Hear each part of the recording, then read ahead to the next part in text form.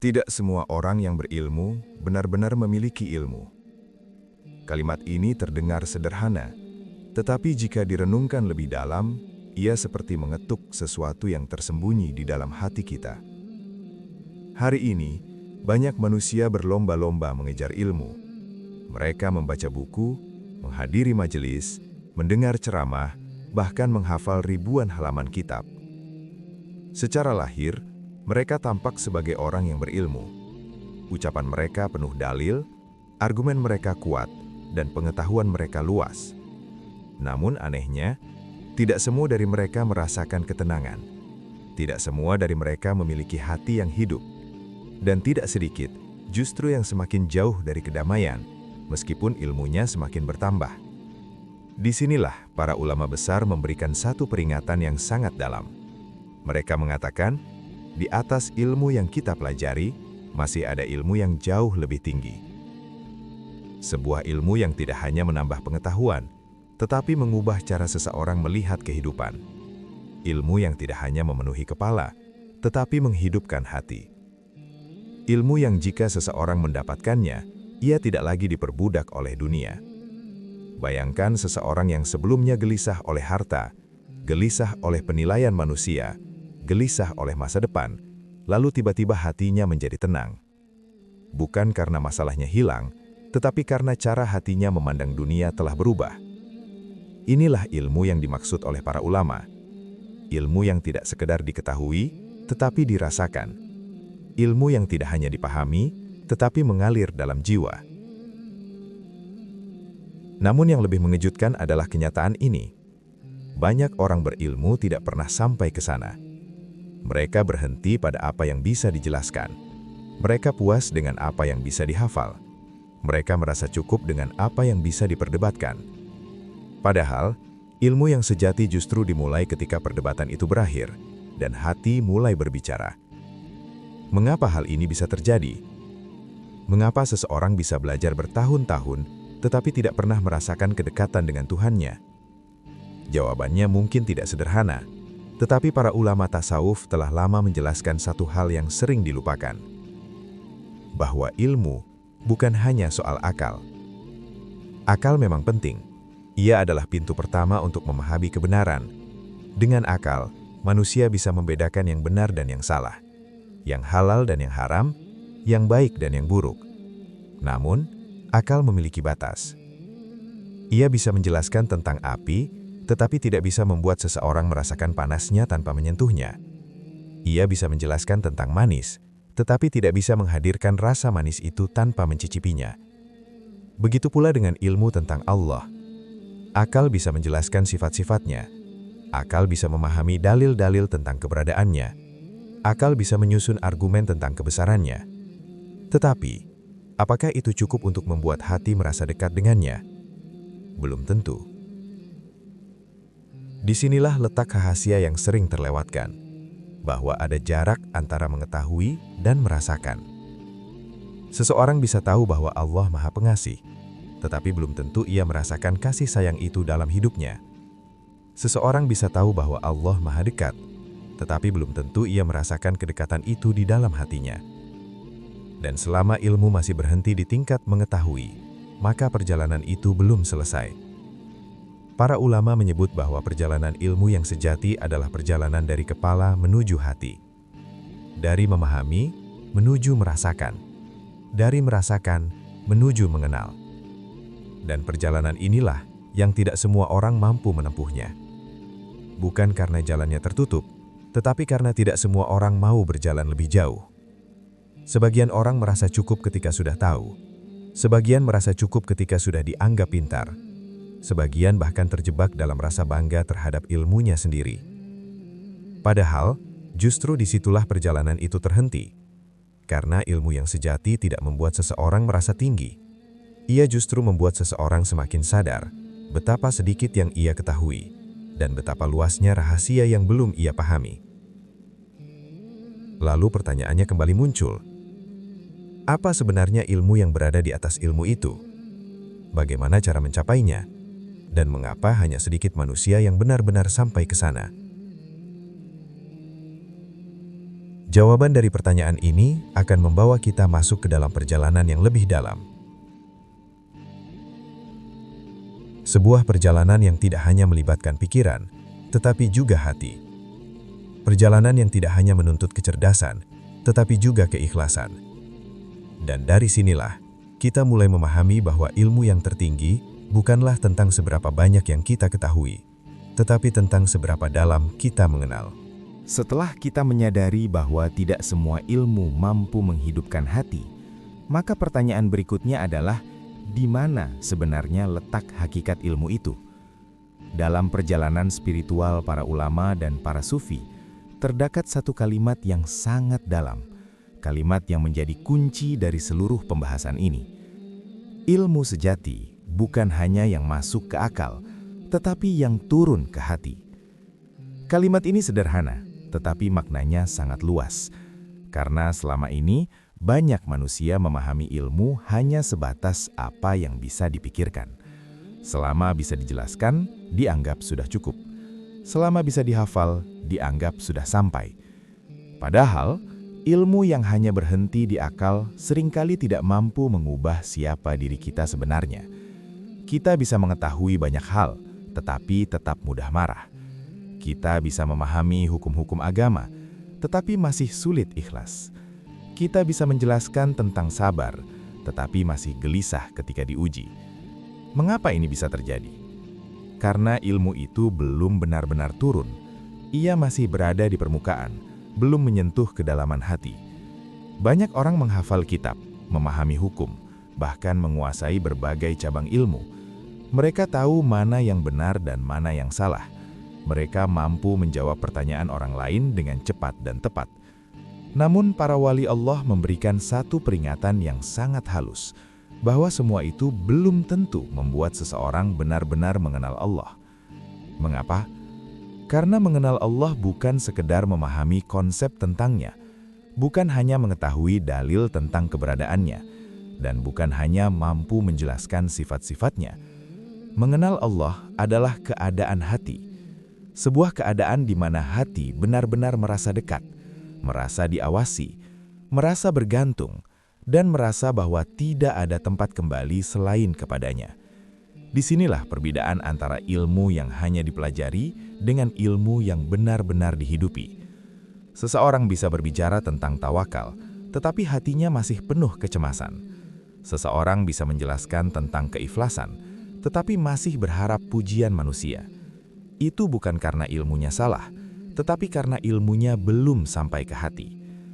Para ulama tasawuf menjelaskan bahwa perjalanan ilmu itu bertingkat. Ia tidak berhenti pada pengetahuan.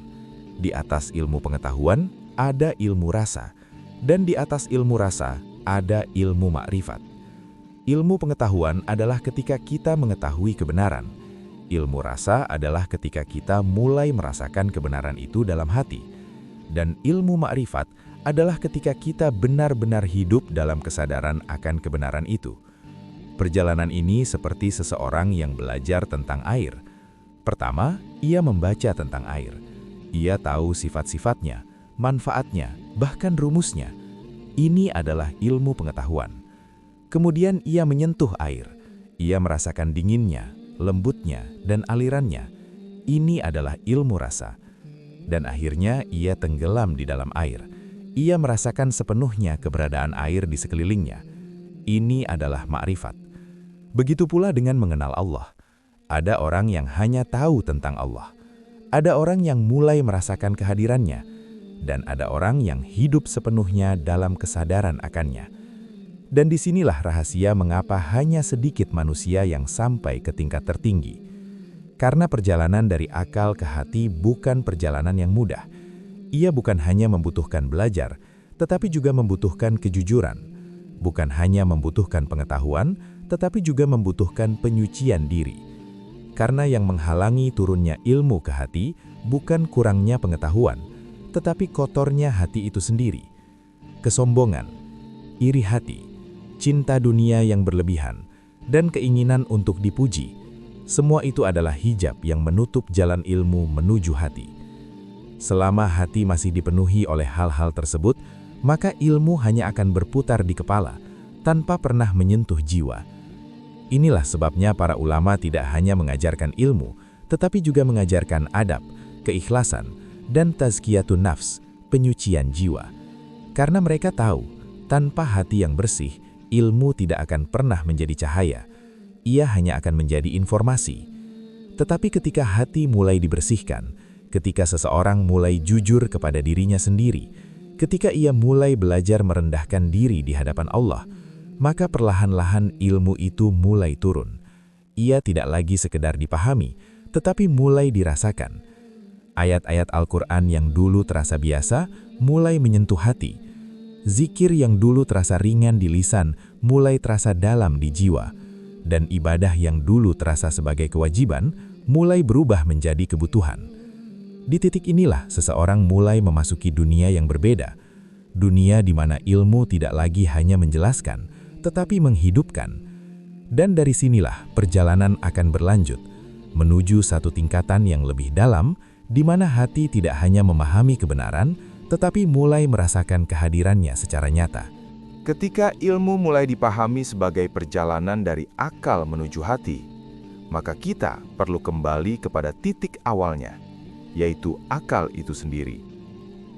Dalam Islam, akal bukan sesuatu yang harus ditinggalkan. Justru sebaliknya, akal adalah pintu pertama yang Allah berikan kepada manusia untuk mengenal kebenaran. Ilmu akliyah adalah ilmu yang diperoleh melalui akal, pemikiran, dan proses belajar.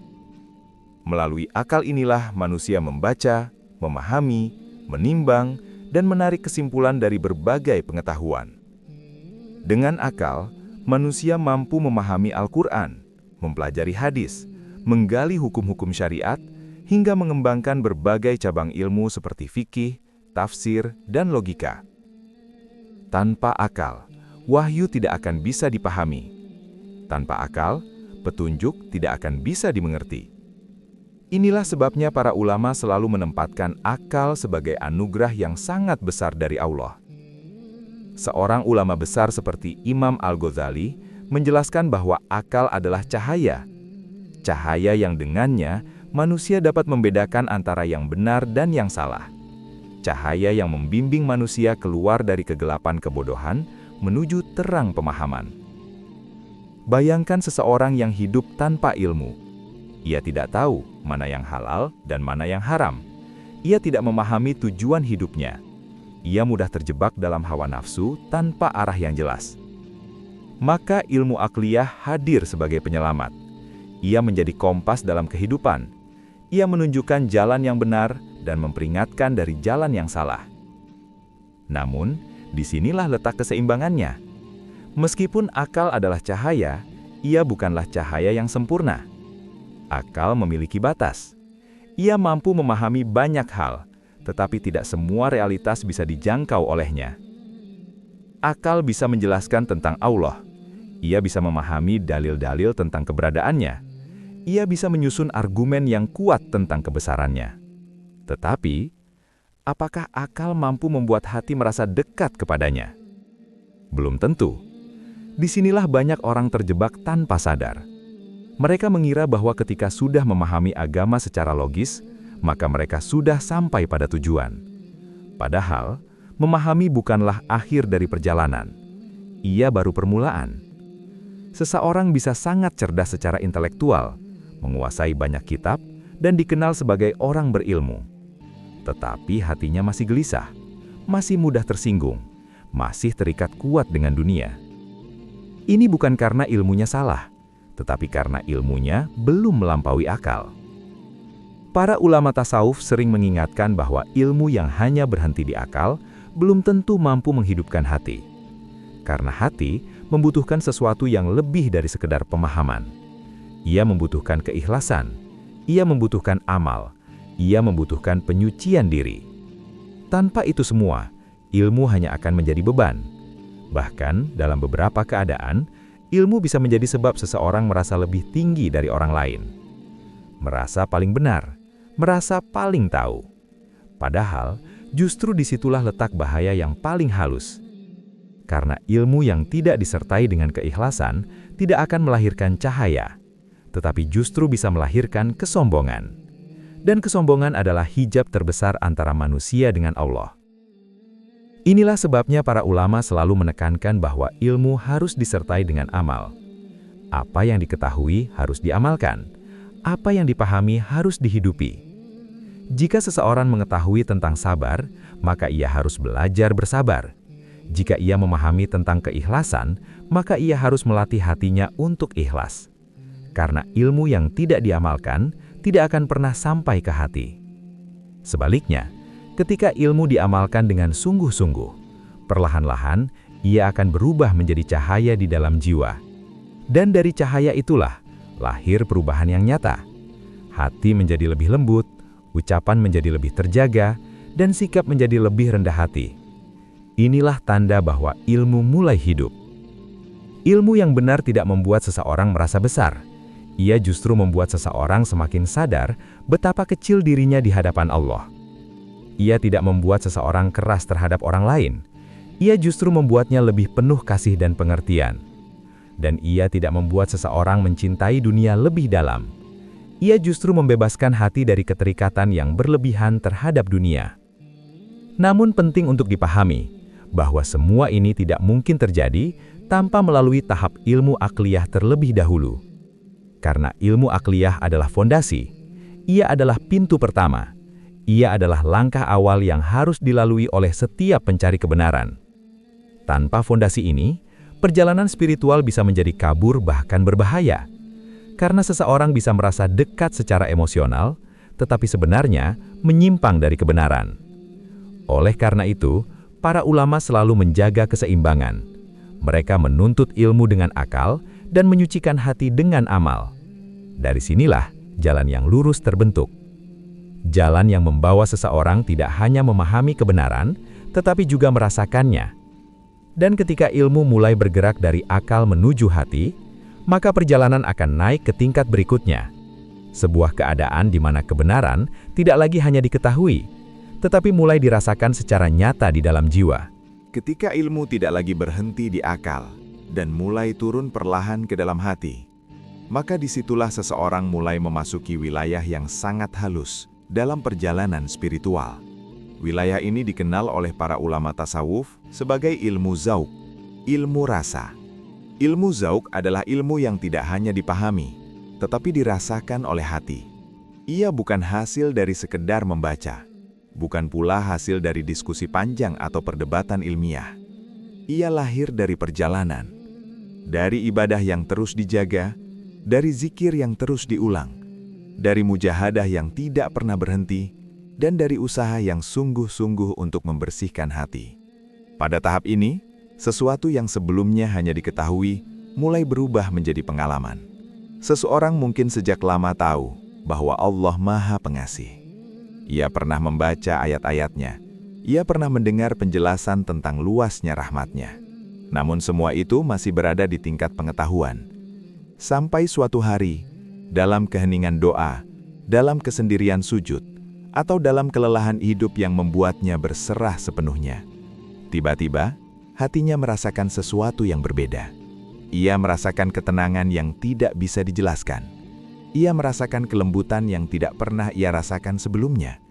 Dan ia merasakan bahwa Allah benar-benar dekat. Disitulah ia mulai memasuki ilmu rasa. Bukan lagi sekedar tahu bahwa Allah Maha Pengasih, tetapi merasakan kasih sayang itu hadir dalam hidupnya. Bukan lagi sekedar tahu bahwa zikir itu dianjurkan, tetapi merasakan ketenangan setiap kali menyebut namanya. Bukan lagi sekedar tahu bahwa doa itu penting, tetapi merasakan bahwa doa adalah tempat kembali yang paling menenangkan. Inilah perubahan yang sangat halus, tetapi sangat dalam. Para sufi besar seperti Junaid al-Baghdadi menjelaskan bahwa inilah awal dari pengalaman spiritual yang sejati. Karena selama iman hanya berada di akal, ia bisa goyah. Tetapi ketika iman sudah sampai ke hati, ia menjadi hidup. Dan ketika hati sudah merasakan, ibadah tidak lagi terasa sebagai beban. Sholat tidak lagi sekedar kewajiban, zikir tidak lagi sekedar rutinitas, dan doa tidak lagi sekedar permintaan. Semua itu berubah menjadi kebutuhan batin. Seseorang akan merasa ada yang hilang jika tidak berzikir. Ia merasa gelisah jika jauh dari ibadah, dan ia merasa tenang ketika kembali kepada Allah. Inilah tanda bahwa hati mulai hidup. Untuk memahami ini, para ulama sering memberikan satu perumpamaan yang sangat sederhana tentang madu. Seseorang bisa membaca buku tentang madu. Ia bisa mengetahui warna, rasa, dan manfaatnya. Ia bahkan bisa menjelaskan kepada orang lain tentang manisnya madu. Namun, semua itu tidak akan pernah sama dengan satu tetes madu yang benar-benar ia cicipi. Begitu pula dengan iman. Mengetahui tidak sama dengan merasakan. Dan selama seseorang belum merasakan, ia belum benar-benar sampai. Namun, disinilah letak kehati-hatian yang sangat penting.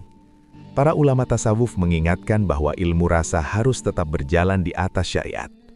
Karena tidak semua rasa itu benar.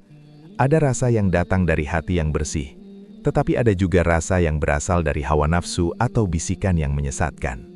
Jika seseorang mengaku merasakan kedekatan dengan Allah, tetapi meninggalkan sholat, mengabaikan aturan agama, atau merasa tidak lagi membutuhkan syariat, maka itu bukan ilmu rasa yang sejati. Itu adalah ilusi. Karena pengalaman spiritual yang benar selalu membuat seseorang semakin taat, semakin rendah hati, semakin takut kepada Allah, dan semakin menjaga dirinya dari kesalahan. Inilah keseimbangan yang selalu dijaga oleh para ulama besar. Mereka tidak menolak rasa, tetapi juga tidak membiarkan rasa berjalan tanpa arah. Karena rasa tanpa ilmu bisa menyesatkan, dan ilmu tanpa rasa bisa mengeringkan hati. Maka keduanya harus berjalan bersama. Ilmu membimbing arah, dan rasa menghidupkan perjalanan. Namun, satu hal yang harus dipahami, ilmu zauq tidak datang secara instan. Ia tidak bisa dibeli, ia tidak bisa dipelajari dalam waktu singkat. Ia tumbuh perlahan, seperti benih yang ditanam di dalam tanah. Semakin sering disiram dengan zikir, semakin dirawat dengan ibadah, dan semakin dijaga dari kotoran dosa, maka perlahan-lahan ia akan tumbuh. Hingga suatu saat, tanpa disadari, hati itu mulai berubah, menjadi lebih lembut, lebih peka, dan lebih hidup. Dan ketika hati sudah mulai merasakan kehadiran Allah, maka perjalanan tidak berhenti di sana. Karena di atas ilmu rasa, masih ada satu tingkatan yang lebih tinggi. Sebuah keadaan di mana seseorang tidak hanya merasakan, tetapi benar-benar mengenal. Mengenal Allah dengan hati yang sepenuhnya hidup. Ketika seseorang telah melangkah dari ilmu akal menuju ilmu rasa, dan hatinya mulai hidup oleh zikir, ibadah, serta kesadaran akan kehadiran Allah, maka terbukalah satu pintu yang lebih dalam. Pintu menuju sebuah tingkatan yang oleh para ulama tasawuf disebut sebagai ma'rifat. Ma'rifat adalah puncak perjalanan spiritual. Ia bukan sekedar mengetahui bahwa Allah ada, bukan hanya memahami dalil tentang keberadaannya, dan bukan pula sekedar merasakan ketenangan saat beribadah. Ma'rifat adalah keadaan ketika seseorang mengenal Allah dengan hati yang hidup. Sebuah keadaan di mana kehadiran Allah tidak lagi hanya diyakini, tetapi dirasakan dalam setiap detik kehidupan. Orang yang sampai pada tingkat ini tidak lagi beribadah semata karena kewajiban. Ia tidak hanya sholat karena harus, tidak hanya berzikir karena dianjurkan, tetapi ia beribadah karena cinta. Karena hatinya telah dipenuhi oleh kesadaran bahwa Allah selalu dekat. Dekat bukan dalam makna jarak, tetapi dalam makna kehadiran. Ia merasa bahwa dalam setiap langkahnya Allah melihat. Dalam setiap pikirannya, Allah mengetahui. Dan dalam setiap keadaan, Allah selalu menyertainya. Kesadaran ini bukan sesuatu yang dibuat-buat, bukan pula hasil dari imajinasi, tetapi lahir dari hati yang telah dibersihkan dan diterangi oleh cahaya ma'rifat. Sebagaimana disebutkan dalam Al-Quran bahwa Allah lebih dekat kepada manusia daripada urat lehernya. Namun ayat ini tidak hanya untuk dipahami, tetapi untuk disadari. Dan ma'rifat adalah ketika kesadaran itu benar-benar hidup di dalam diri seseorang. Di titik ini, cara seseorang melihat kehidupan akan berubah sepenuhnya. Ia tidak lagi melihat peristiwa hanya sebagai kejadian biasa, tetapi sebagai bagian dari kehendak dan hikmah Allah. Ketika ia mendapatkan nikmat, ia tidak menjadi sombong, karena ia tahu semua itu berasal dari Allah. Dan ketika ia diuji, ia tidak mudah putus asa. Karena ia yakin bahwa di balik setiap ujian ada hikmah yang sedang Allah siapkan. Hatinya menjadi tenang, bukan karena hidupnya tanpa masalah, tetapi karena ia memiliki tempat bergantung yang tidak pernah mengecewakan. Inilah salah satu tanda orang yang mulai merasakan makrifat. Ia tidak mudah goyah oleh keadaan, tidak mudah terbawa oleh emosi, dan tidak mudah kehilangan arah, karena hatinya telah tertandap kepada Allah. Para ulama tasawuf menjelaskan bahwa makrifat tidak bisa diperoleh hanya dengan belajar. Ia bukan hasil dari membaca banyak kitab, bukan pula hasil dari diskusi panjang atau pemikiran yang mendalam. Makrifat adalah cahaya. Cahaya yang Allah tanamkan di dalam hati seorang hamba yang bersungguh-sungguh mencarinya. Dan cahaya itu tidak akan masuk ke dalam hati yang kotor. Karena itu perjalanan menuju makrifat selalu dimulai dengan penyucian diri. Membersihkan hati dari kesombongan, dari iri hati, dari cinta dunia yang berlebihan, dan dari keinginan untuk dipuji manusia. Semua itu adalah hijab yang menghalangi cahaya makrifat masuk ke dalam hati. Semakin seseorang membersihkan hatinya, semakin terbuka pula jalan menuju pengenalan kepada Allah. Dan semakin ia mendekat dengan keikhlasan, semakin Allah mendekatkannya dengan cahayanya. Namun ada satu hal yang sangat menarik. Orang yang mencapai makrifat justru tidak pernah merasa dirinya telah sampai. Ia tidak merasa lebih tinggi dari orang lain, tidak merasa lebih suci, dan tidak merasa lebih dekat dibandingkan yang lain. Sebaliknya, ia justru semakin rendah hati, semakin sadar akan kelemahannya, semakin merasa kecil di hadapan kebesaran Allah, dan semakin lembut hatinya terhadap sesama manusia. Ia tidak mudah menghakimi, tidak mudah merendahkan, dan tidak suka menonjolkan diri, karena hatinya telah dipenuhi oleh kesadaran bahwa semua manusia berada di bawah kekuasaan Allah. Inilah keindahan makrifat. Ia tidak hanya mengubah hubungan seseorang dengan Allah, tetapi juga mengubah cara ia memperlakukan manusia. Ia menjadi lebih sabar, lebih penyayang, dan lebih tulus dalam berbuat kebaikan. Karena baginya, hidup bukan lagi tentang dirinya, tetapi tentang bagaimana ia bisa semakin dekat kepada Allah dalam setiap keadaan. Namun perjalanan belum berakhir di sini, karena di balik makrifat masih ada satu rahasia yang lebih dalam. Sebuah dimensi yang tidak hanya tentang mengenal, tetapi tentang kedekatan yang sangat halus dan tersembunyi. Sebuah rahasia yang tidak bisa dijelaskan dengan kata-kata, tetapi hanya bisa dirasakan oleh hati yang benar-benar telah sampai.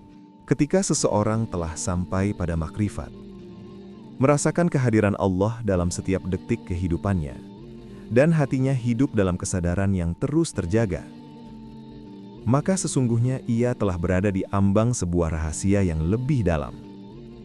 Sebuah dimensi yang oleh para ulama tasawuf disebut sebagai sir. Sir adalah rahasia. Bukan rahasia dalam arti sesuatu yang disembunyikan oleh manusia, tetapi rahasia yang tersembunyi di dalam diri manusia itu sendiri. Dalam tasawuf, sir adalah lapisan terdalam dari hati, tempat paling halus, paling sunyi, dan paling dekat dalam hubungan antara seorang hamba dengan Tuhannya. Jika hati adalah pusat kesadaran, maka sir adalah inti dari kesadaran itu. Ia bukan lagi sekedar tempat merasakan, tetapi tempat kehadiran itu sendiri bersemayam. Para ulama menjelaskan bahwa manusia memiliki beberapa lapisan batin. Ada nafs, dorongan diri yang sering menarik kepada keinginan dan hawa nafsu. Ada qalb, hati, tempat iman dan perasaan tumbuh. Ada ruh, jiwa yang membawa cahaya kehidupan. Dan yang paling dalam adalah sir. Sir adalah puncaknya. Ia adalah ruang yang tidak tersentuh oleh kebisingan dunia, ruang yang tidak terpengaruh oleh pujian atau hinaan manusia, ruang yang hanya mengenal satu arah, yaitu Allah. Disinilah seorang hamba merasakan kehadiran Allah secara sangat mendalam. Bukan sekedar merasa dekat, tetapi seakan-akan seluruh hidupnya berada dalam naungan kehadiran itu. Namun pengalaman ini tidak bisa dijelaskan dengan kata-kata, karena bahasa manusia memiliki batas, dan apa yang terjadi di dalam sir melampaui batas-batas itu. Seseorang mungkin mencoba menceritakannya, tetapi yang keluar hanyalah sebagian kecil dari apa yang sebenarnya ia rasakan. Seperti seseorang yang mencoba menjelaskan keindahan cahaya kepada orang yang belum pernah melihat, kata-kata tidak akan pernah cukup. Begitu pula dengan sihir. Ia hanya bisa dipahami oleh hati yang telah sampai. Namun penting untuk dipahami bahwa sihir bukan sesuatu yang bisa dipelajari seperti ilmu biasa. Ia tidak bisa diperoleh dengan membaca kitab, tidak bisa dicapai hanya dengan mendengar ceramah, dan tidak bisa diraih hanya dengan berpikir keras. Sihir adalah karunia. Karunia yang Allah berikan kepada hati yang benar-benar bersih. Hati yang telah melalui perjalanan panjang dalam penyucian diri. Perjalanan yang tidak mudah. Karena untuk sampai ke sana, seseorang harus melewati banyak lapisan dalam dirinya. Ia harus berjuang melawan nafsunya. Ia harus membersihkan hatinya dari kesombongan, dari iri hati, dari cinta dunia yang berlebihan. Ia harus belajar untuk ikhlas, meskipun tidak dipuji. Ia harus belajar untuk sabar, meskipun tidak dipahami. Dan ia harus belajar untuk tetap dekat kepada Allah, meskipun dalam kesendirian. Semua ini adalah bagian dari mujahadah. Sebuah perjuangan batin yang terus-menerus. Dan ketika seseorang terus berjalan di jalan ini, tanpa menyerah, tanpa mencari pengakuan, maka perlahan-lahan, lapisan demi lapisan dalam hatinya akan terbuka. Seperti cermin yang dibersihkan dari debu, semakin bersih, semakin ia mampu memantulkan cahaya. Hingga pada satu titik, cahaya itu tidak lagi hanya memantul, tetapi memenuhi seluruh ruang di dalam dirinya. Disitulah sir mulai terbuka. Dan ketika sir telah tersentuh, hidup seseorang akan berubah dengan cara yang sangat halus. Ia tidak lagi merasa perlu untuk banyak bicara, tidak lagi tertarik untuk menunjukkan dirinya, dan tidak lagi sibuk dengan hal-hal yang tidak mendekatkannya kepada Allah. Bukan karena ia meninggalkan dunia sepenuhnya, tetapi karena hatinya tidak lagi terikat kepada dunia. Ia tetap hidup di tengah manusia, tetapi batinnya selalu bersama Allah. Ia tetap bekerja, berinteraksi, dan menjalani kehidupan, tetapi di dalam dirinya ada keheningan yang tidak terganggu, keheningan yang dipenuhi oleh kesadaran akan kehadiran Allah. Inilah keadaan yang sangat halus, keadaan di mana seseorang tidak lagi hanya mengetahui Allah melalui ilmu, tidak hanya merasakannya melalui pengalaman, tetapi hidup dalam rahasia kedekatan yang tidak bisa diungkapkan. Namun semakin tinggi seseorang mencapai keadaan ini, semakin ia menyembunyikannya, karena ia tahu bahwa ini adalah rahasia antara dirinya dengan Allah, bukan untuk dipamerkan, bukan untuk diceritakan, dan bukan untuk dibanggakan. Justru, ia akan semakin diam, semakin sederhana, dan semakin rendah hati, karena ia menyadari bahwa semua ini bukan karena dirinya, tetapi karena rahmat Allah semata. Dan disinilah kita mulai memahami bahwa perjalanan ilmu yang sejati bukan hanya tentang mengetahui, merasakan atau bahkan mengenal, tetapi tentang masuk ke dalam rahasia terdalam hubungan antara hamba dan Tuhannya. Sebuah rahasia yang hanya diberikan kepada hati yang benar-benar siap menerimanya. Pada akhirnya, kita sampai pada satu pemahaman yang sangat penting, bahwa perjalanan ilmu tidak pernah berhenti pada sekedar mengetahui. Ia bukan hanya tentang mengisi pikiran dengan informasi, bukan hanya tentang menghafal, memahami, atau menjelaskan. Tetapi ia adalah perjalanan panjang yang membawa manusia dari luar ke dalam, dari permukaan menuju kedalaman, dari kepala menuju hati. Kita telah melihat bagaimana perjalanan ini dimulai. Dari ilmu akliyah, ilmu yang diperoleh melalui akal, pemikiran, dan proses belajar. Ilmu yang menjadi fondasi, yang membimbing manusia untuk mengenal mana yang benar dan mana yang salah. Kemudian perjalanan itu berlanjut menuju ilmu rasa, di mana apa yang sebelumnya hanya dipahami, mulai dirasakan. Zikir tidak lagi sekedar diucapkan, tetapi mengalir dalam jiwa. Ibadah tidak lagi sekedar kewajiban, tetapi menjadi kebutuhan. Lalu perjalanan itu naik ke tingkat yang lebih tinggi, yaitu ma'rifat, di mana seseorang tidak hanya merasakan, tetapi mulai mengenal Allah dengan hati yang hidup. Ia melihat kehidupan dengan cara yang berbeda. ia menemukan ketenangan di tengah ujian, dan ia merasakan kedekatan dengan Allah dalam setiap keadaan. Dan akhirnya, perjalanan itu mencapai puncaknya, yaitu sir, rahasia terdalam dalam hati. Sebuah keadaan di mana hubungan antara hamba dan Allah menjadi begitu halus, begitu dalam, hingga tidak bisa dijelaskan dengan kata-kata. Inilah keseluruhan perjalanan itu. Perjalanan dari akal, menuju rasa, menuju makrifat, hingga masuk ke dalam rahasia terdalam. Namun dari semua tingkatan ini, ada satu hal yang harus selalu kita ingat. Bahwa ilmu yang sejati bukanlah yang membuat seseorang merasa lebih tinggi, bukan yang membuatnya merasa paling benar, bukan yang membuatnya ingin dipuji atau diakui.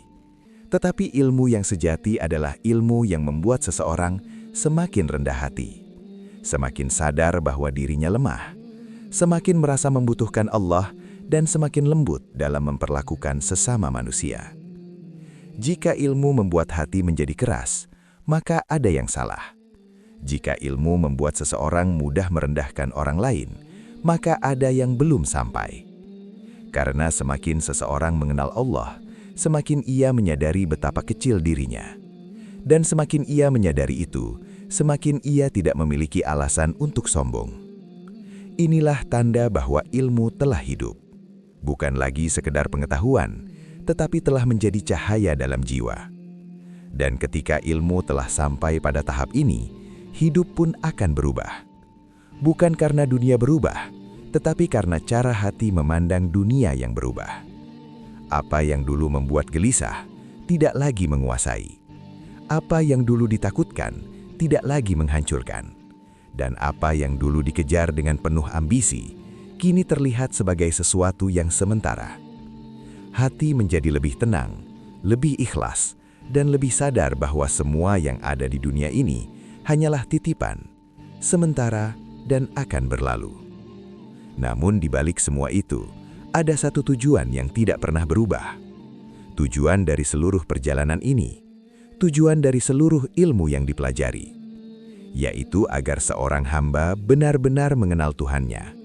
Bukan sekedar tahu, tetapi mengenal. Bukan sekedar memahami, tetapi merasakan. Bukan sekedar meyakini, tetapi hidup dalam kesadaran akannya. Dan ketika seseorang telah sampai pada titik itu, maka hidupnya tidak lagi sekedar tentang dunia. Setiap langkahnya menjadi ibadah, setiap ucapannya menjadi doa, dan setiap detik kehidupannya menjadi jalan untuk semakin dekat kepada Allah. Inilah puncak dari perjalanan ilmu. Bukan gelar, bukan pengakuan, dan bukan banyaknya pengetahuan, tetapi hati yang hidup, yang mengenal Tuhannya, dan yang berjalan di dunia ini dengan penuh kesadaran menuju ridhonya.